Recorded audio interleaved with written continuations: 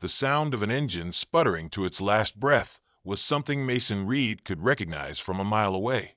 He glanced up from beneath the hood of an old Chevy, wiping his grease-streaked hands on a rag that had seen better days.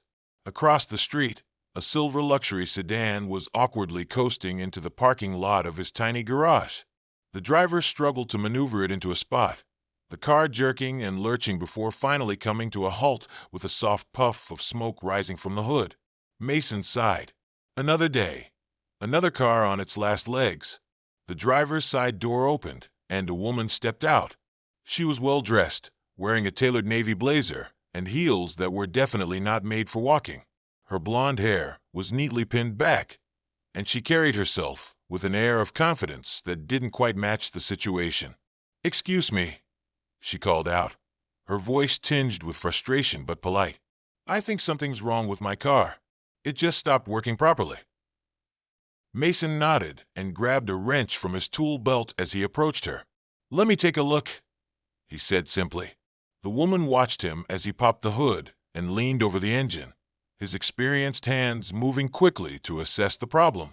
She hesitated before speaking again. "I'm sorry for dropping in like this without an appointment.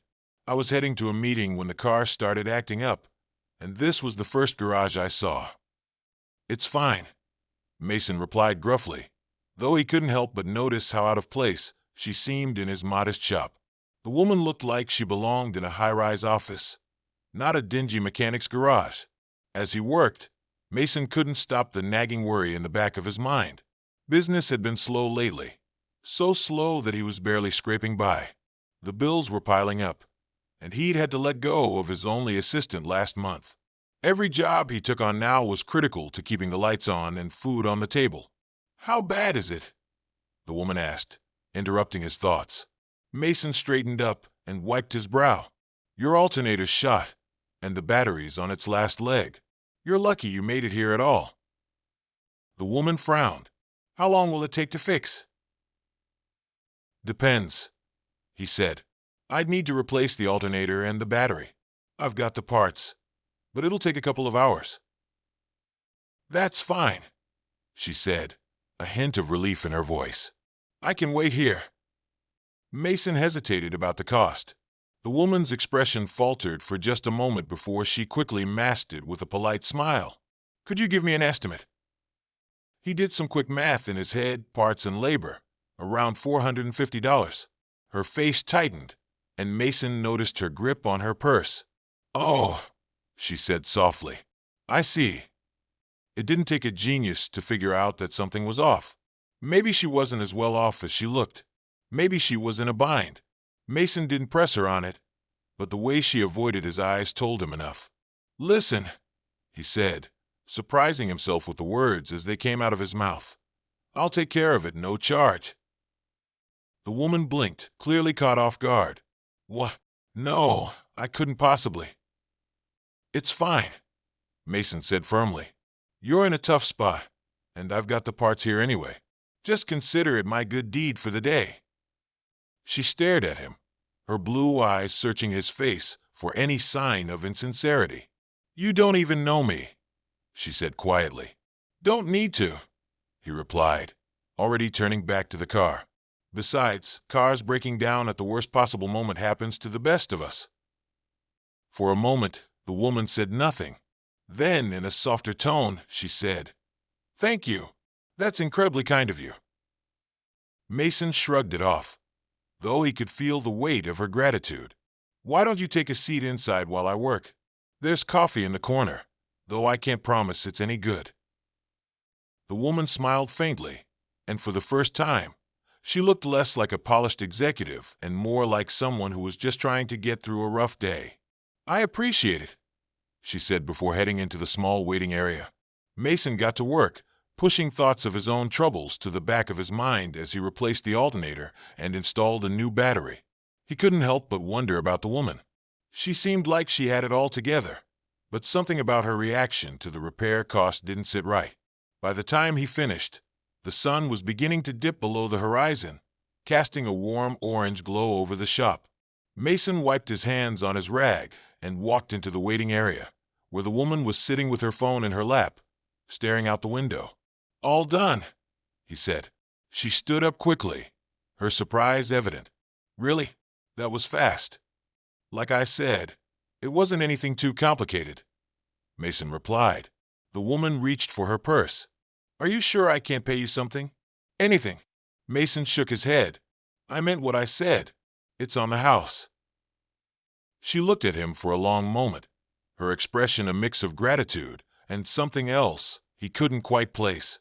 Thank you, she said again, her voice almost a whisper. He nodded, feeling a strange sense of satisfaction despite the hit to his wallet. Drive safe, he said as she walked out to her car. As the silver sedan pulled out of the lot and disappeared down the road, Mason stood there for a moment, hands on his hips. He didn't know why he'd done it, why he helped a complete stranger for free when he could barely keep his own head above water. But somehow, it felt like the right thing to do. The days after the encounter with the woman passed in a blur of routine for Mason. He spent his mornings working on cars that trickled into his shop and his evenings poring over overdue bills at the small kitchen table in his apartment.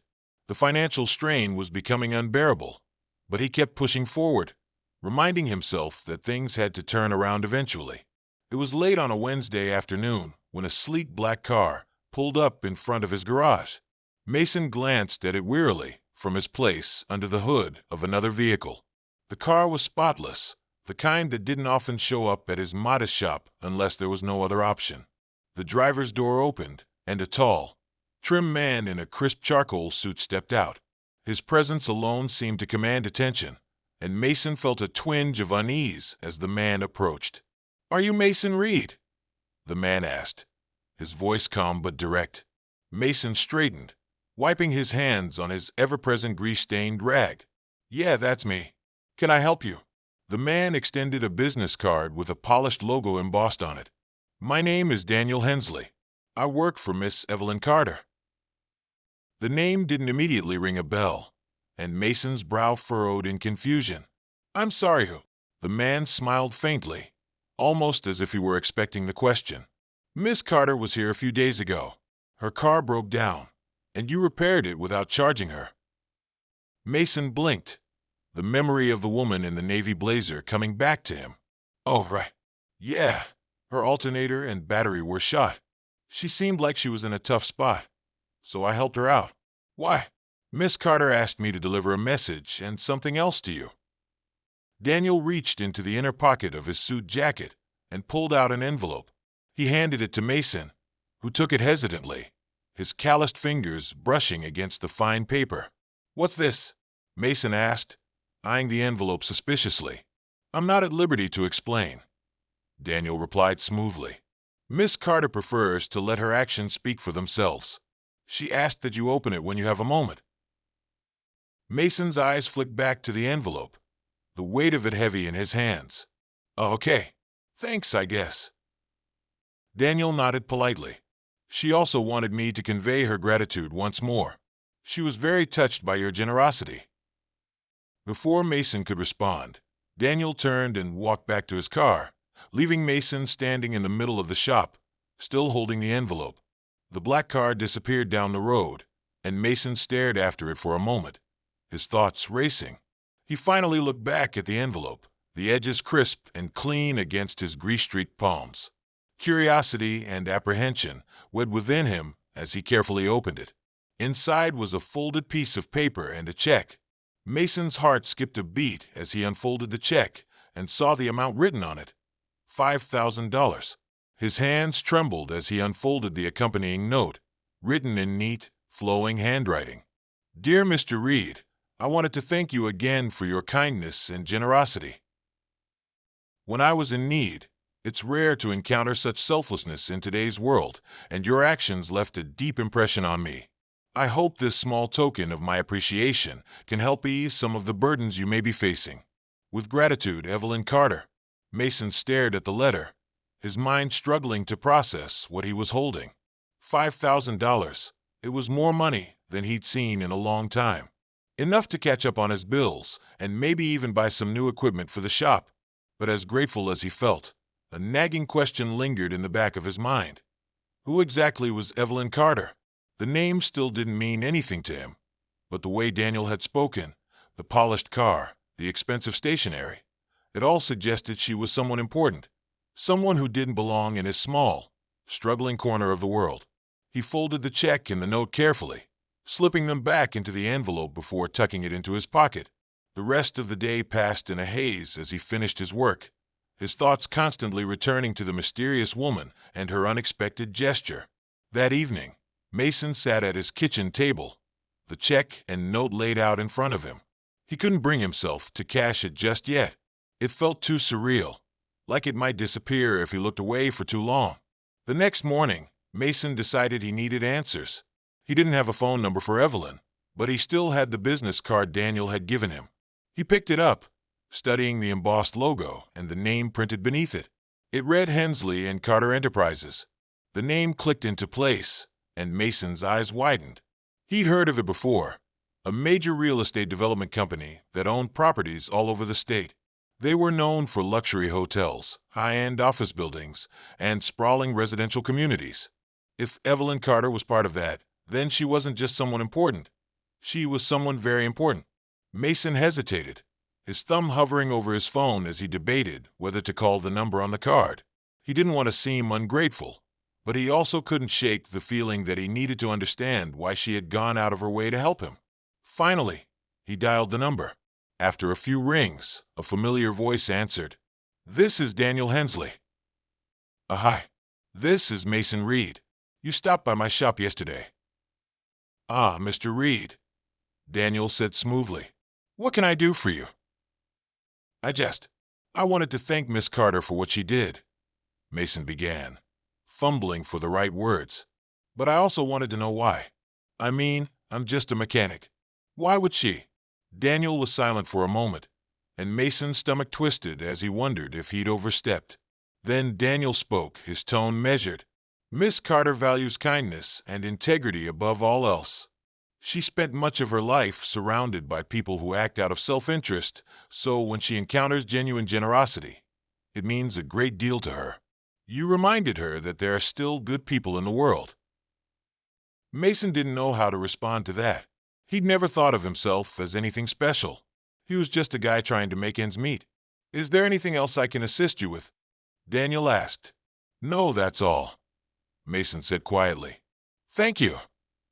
After the call ended, Mason sat back in his chair, the weight of Daniel's words sinking in. He still didn't fully understand why someone like Evelyn Carter would go out of her way for him, but he couldn't deny how much her gesture meant. For the first time in months, he felt a glimmer of hope that maybe, just maybe, things were starting to look up. The check, now safely deposited in Mason's bank account, had been a bandage for his financial woes. It allowed him to pay off some overdue bills, replace a few worn-out tools in the garage, and even stock his fridge with more than just the basics. But what lingered in Mason's mind wasn't just the money. It was Evelyn Carter herself. He couldn't shake the feeling that there was more to her than he'd realized during their brief interaction. Life at the garage continued as usual. May had started to see a small uptick in business, likely thanks to the new tools and the quick turnaround times he could now offer. Word of mouth in their small town was powerful, and a few new customers had trickled in after hearing about his honest work. One afternoon, about 2 weeks after receiving the check, Mason was working on a truck when he heard the sound of heels clicking on the concrete floor behind him. He looked up from his work and saw Evelyn Carter standing just inside the garage. She was dressed more casually this time, wearing dark jeans and a simple blouse, but her presence was just as commanding. "Miss Carter," Mason said, setting down his wrench and standing up. "I wasn't expecting to see you here." "Please call me Evelyn," she said with a warm smile. "I hope I'm not interrupting anything." "Not at all," Mason replied, brushing his hands on his work pants. "What brings you back?" Evelyn glanced around the garage, her eyes scanning the neat rows of tools and the vehicles in various states of repair. "I just wanted to stop by and thank you in person. I know I sent Daniel with that check, but I felt like it wasn't enough. You went out of your way to help me, and I wanted you to know how much that meant to me." Mason shrugged, feeling a little awkward under her gaze. It wasn't a big deal. You needed help, and I could help. That's all there is to it. Evelyn's smile softened, and she stepped closer. It was a big deal. You didn't know me, and you had no reason to help me for free, especially when it was clear I could afford to pay. That kind of kindness is rare, Mason. He shifted uncomfortably, not used to this kind of praise. Well, if I'm being honest, I didn't think you were in a position to pay at the time. You seemed stressed. Evelyn let out a soft laugh. I suppose I was. It wasn't the car repair itself. I could have paid for that. It was everything else going on in my life that day. My father had just been hospitalized, and I was running late to a meeting that could make or break a project I'd been working on for years. When the car broke down, it felt like the last straw. Mason nodded, finally understanding the weight she must have been carrying that day. I'm sorry to hear about your dad. How's he doing now? He's stable, Evelyn said, her expression brightening slightly. He's a tough old man, and he's recovering well. But that day, everything felt like it was falling apart. Your kindness reminded me that there are still good people out there, even in the middle of chaos. Mason didn't know what to say. He wasn't used to being called a good person. He just did what felt right in the moment. Evelyn reached into her bag and pulled out a small envelope, holding it out to him. I wanted to give you this as well. It's not money, don't worry, she added with a teasing smile, sensing his hesitation. Mason took the envelope and opened it carefully. Inside was an invitation on heavy cardstock, embossed with gold lettering. You're inviting me to a gala? He asked, reading the details. Yes, Evelyn said. It's a charity event my company hosts every year. I thought it might be a good opportunity for you to meet some new people, maybe even make connections that could help your business. Plus, I'd like to introduce you to some colleagues of mine. Mason hesitated. He didn't own a suit, and the idea of mingling with wealthy, polished strangers made his stomach churn. I don't know, Evelyn. That's not really my scene. I understand, she said gently. But think about it. You never know what opportunities might come your way. Before Mason could respond, a customer pulled into the lot, honking their horn to get his attention. I'll let you get back to work, Evelyn said, stepping back. But please consider it. I think it could be good for you. Mason nodded, still unsure, and watched as she left the garage. The following week, Mason found himself standing in front of a mirror, adjusting the tie of a suit he'd rented for the occasion. He still wasn't sure how Evelyn had convinced him to attend the gala, but here he was, feeling completely out of his element. The event was being held at a grand hotel in the city, and Mason couldn't help but marvel at the sheer opulence of it all. As he walked inside, crystal chandeliers sparkled from the high ceilings, and waiters in crisp uniforms circulated with trays of champagne. Evelyn spotted him almost immediately and made her way over, her smile as warm as ever. Mason, you made it. Yeah, well, I figured I'd give it a shot, he said, trying to hide his discomfort. You look great, she said sincerely. Come on, there are a few people I'd like you to meet. Evelyn introduced him to several of her colleagues, each of whom was polite and curious about Mason's work. He quickly realized that Evelyn had been singing his praises to everyone, and while it was flattering, it was also a little overwhelming. As the night went on, Mason found himself in a conversation with a middle-aged man named Roger, who ran a chain of auto repair shops across the state. I hear you've got quite the reputation for honest work, Roger said, his tone friendly. I try, Mason said modestly. Roger nodded thoughtfully. You know, I've been looking to expand into this area. If you're interested, I'd love to talk about bringing you on board to manage one of our new locations. You'd have full support from our team, and we could work out a profit-sharing arrangement. Mason's eyes widened. You're serious? Absolutely, Roger said. Evelyn spoke very highly of you, and I trust her judgment. Let's set up a meeting next week to discuss the details. Mason glanced across the room and saw Evelyn watching him with a knowing smile. He couldn't believe what was happening. Just weeks ago, he'd been struggling to keep his garage afloat, and now he was being offered an opportunity that could change his life. As the night wore on, Mason realized that Evelyn's invitation hadn't just been a kind gesture. It had been a carefully thought-out way to help him in a way that aligned with her values. She hadn't just handed him a solution. She'd opened a door and given him the chance to walk through it himself. By the time Mason left the gala, he felt a sense of hope and possibility that he hadn't felt in years. For the first time, he truly understood the impact that one act of kindness could have, not just on someone else's life, but on his own. A week after the gala, Mason sat in his garage during a rare quiet moment, staring at a contract Roger had emailed him. The opportunity to manage one of Roger's new repair shops was everything Mason hadn't dared to dream about. It offered stability, a higher salary, and a share in the profits, things that could finally lift him out of the cycle of barely scraping by. But it also meant stepping away from the shop he'd poured years of sweat and determination into. Mason leaned back in his chair, rubbing his temples. He'd read the contract 3 times, and while it all seemed fair, the decision weighed heavily on him. This garage wasn't just a business. It was a piece of who he was. Letting it go felt like losing a part of himself, even if it meant better opportunities ahead. The sound of a car pulling into the lot snapped Mason out of his thoughts. He stepped outside to see a familiar silver sedan parked in front of the shop. Evelyn stepped out, her casual yet elegant demeanor as striking as ever. "Mason," she said warmly, closing the car door. "I hope I'm not interrupting." "Not at all," Mason replied, setting the contract aside. "What brings you by?" She held up a small brown bag. "I was in the area and thought I'd bring you lunch. It's the least I could do after everything you've done for me." Mason chuckled. "You've already done more than enough, Evelyn, but I won't say no to food." They sat at the small table in his office, the aroma of freshly made sandwiches filling the room. Evelyn seemed relaxed, but Mason noticed her glancing at the papers he'd left on the desk. "Is that the offer from Roger?" she asked, nodding toward the contract. "Yeah," Mason said with a sigh. "It's a great opportunity, but I'm still trying to decide if it's the right move." Evelyn studied him for a moment before speaking. "What's holding you back?" Mason hesitated.